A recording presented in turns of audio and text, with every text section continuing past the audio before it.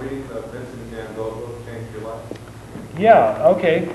I had been to California College of Arts and Crafts I was working full-time as a printer in San Francisco, and my wife was working, and we'd been married 15 years, and we'd been doing quite well. And I started to go to college arts and crafts because I got put on night shift, so I had all the days with nothing to do. And I went there as a design major because I didn't really think that there was anything.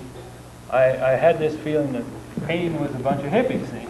I mean, in that frame of mind that I was in, I said, that's just a bunch of hippie stuff. It's meaningless stuff.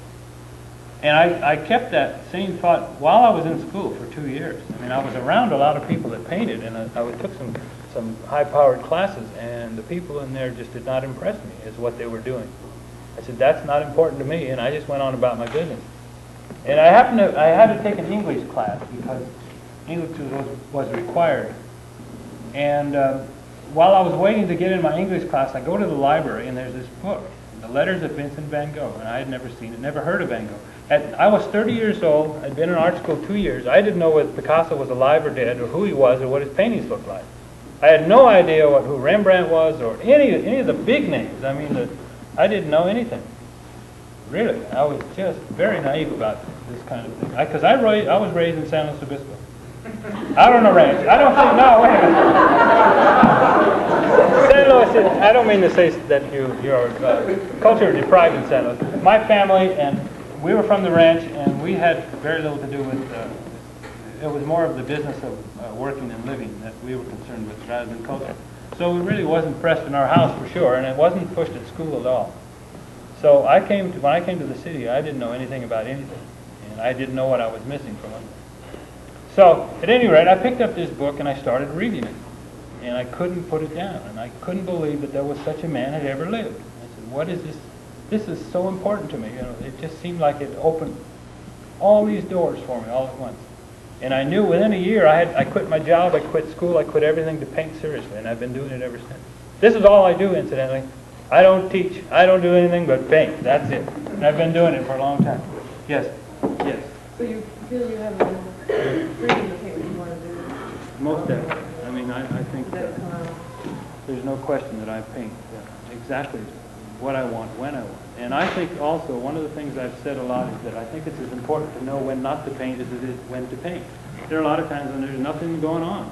My head is out to lunch or something. So I just lay down, don't do anything. But I'm always ready. That's the thing. I mean, I can lay for a week and do nothing, a month and do nothing. And all at once, something will hit me and I'll go right ahead and do it. And if I was doing anything else, if I was teaching or if I was working as I don't care how related the job is to painting. And I don't care what freedom you have at the job. As long as you're doing something else, you're not able to catch those little sparks. And I'm always waiting to catch those little sparks. So that's what I do. Yes, more. You're anxious to get to the coffee, aren't you? No? Okay, you have another question? No, I just like listening. Oh, yeah. I don't, one of the things I wanted to do last year was, like I said, go out on the road. And I went out once, and I was so happy with that. I wanted to go out some more, so I didn't know how to go about it. And I wrote a little letter to a friend of mine in San Diego, and I told him what a great time I had. And she said, well, I know this guy that puts on those kind of things down here, and so I packaged up this little package of all my PR stuff and sent it down. And never heard another word, so I was deflated. I never got out. I got out for one time. And it was funny, when I was at Portland, they were so taken by me. They had a big picture of me in the paper, and I was really a hero up there. And while I was waiting to come out, I was standing behind the curtain there. I mean, the side, they had a little box on the side for me to stand in. And the girl that was introducing me, who was really a great person, I just met her, and she was just marvelous. And she's out there giving me this build-up. She said, and the Maestro has come all the way up here, and he's starting his international tour, and he's chosen Portland. And she's going on, and I'm going, oh, my God. I came out, I just, and I went and gave my show. And after the show, as I always do, which I'll do again tonight, I always have a little print that I give to people, and they come up and I sign it for them and give it to them. And so I was doing that, and this one person came up and said, where are you going next? And I said, oh, I'm going home. I didn't realize she thought I was going off to Europe or something. I'm going home. And then she looked at me funny, and I said, yeah, my daughter's waiting for me down there. She called me this morning and said she's anxious for me to get home. So I said, I can't wait to get home. So she, I don't know if I'll ever get back up there now. They think I'm off on the range way out in the I didn't go another place. This is it. So one of these days, if I do more, I'm going to have a whole Maestro Day on places that I go, if I ever get them, you know, different... I want to go to Texas. I really thought every cowboy should go to Texas. At least halfway there, even somewhere. I once been to Arizona. There's a question, yes. Do you have a goal for your paintings? Like, are they supposed to be here forever as the sign of here and the Maestro was here, or is that? Or do you want something to happen? Do you want to sell more than 3? Well, not really. I mean, I'm not anxious to sell. The problem is, I'm married. I've been married for 27 years. Can you believe that? Same room. We're high school. I'd introduce you, but I think she's hiding. So she doesn't like to be introduced. Well, you've met my daughter. What? See that? She deserves a hand. Oh, yeah. Okay, let's give a hand to my wife. 27 years.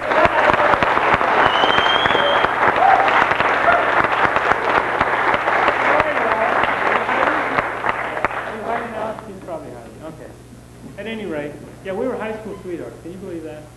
In San Luis Obispo, I used to drive my. She worked at the theater. When we used to have theaters and they used to have ushers, you know, they walked with the flashlight down the aisle. Well, that's what she did. She also had the, you know, the costume, the little thing they wore, and she'd sit out in the little ticket booth. And I used to be one of these guys who ride the car, and I'd drive down there, and back and forth, and wave at her, and it'd be cool. So we graduated. I graduated a year ahead of her, and I got myself a little job. You know, got a little apartment. We never lived together. We didn't do any of that stuff, you know. I mean, we were just... I bought her a cedar chest, a Lane cedar chest. She shoved it in her house. And met her parents, and they didn't like me. I mean, I had everything worked just right. So we got married and went off to Las Vegas for our honeymoon. I liked the flash. I said, hey, let's go to Las Vegas. Went to Las Vegas. I didn't even know how to check in a hotel. You know. I was 18 years old. She was 17. A couple of kids driving around. But I had a good time. It was all right. We couldn't gamble. We just kind of stood around. You know who we saw? I'll tell you who we saw, which is, I'll never forget this. We walked into a place. We could get in at that time. They used to have lounge shows. We went into a lounge show, and Wayne Newton was there. Now, he was only about that big. I mean, he's just a little kid. And he was playing like you wouldn't believe, him and his brother. And I'd tell him, like, man, is that guy good? You know, from San Luis, anybody's good. But that guy was great, you know. And I've watched his career, and of course, him and I have been parallel, right, in careers. I'm wondering when he's going to slow down. Man, he's just going, he owns property in San Luis even. Boy. He really more than I can do. I don't know. But, at any rate, where was I? Was there another question? Oh, you want to know my goals. Okay. I don't really, for my painting, I don't know. All I can say is, I try to do the best I can with painting, and I try to present myself as a painter the best way I can. I mean, I try to, it's almost like, as I said, if painting's a religion, I'm like a priest. I look at it that way, and I say, this is what I do. And if I'm a monk kind of priest, then I just will go off the end, and my stuff will just go off the end with me when I go, and it won't matter one way or the other. But I have to do the best I can while I'm alive, for whatever reason it is. Just to do it, that's the reason. Just to be the best painter I can and try to be the kind of painter I think a painter should be. I've often wanted to be the kind of painter that if I wasn't a painter, I'd say, that's the painter. You see? And I think the same with galleries, and I think the same with art critics, any kind of critics, or anything. They should be as dedicated to what they do. And they should, if I was a critic, I'd say, I want you to be like that. I mean, I think I would be very critical of myself. I'd say, I want you to be a certain way.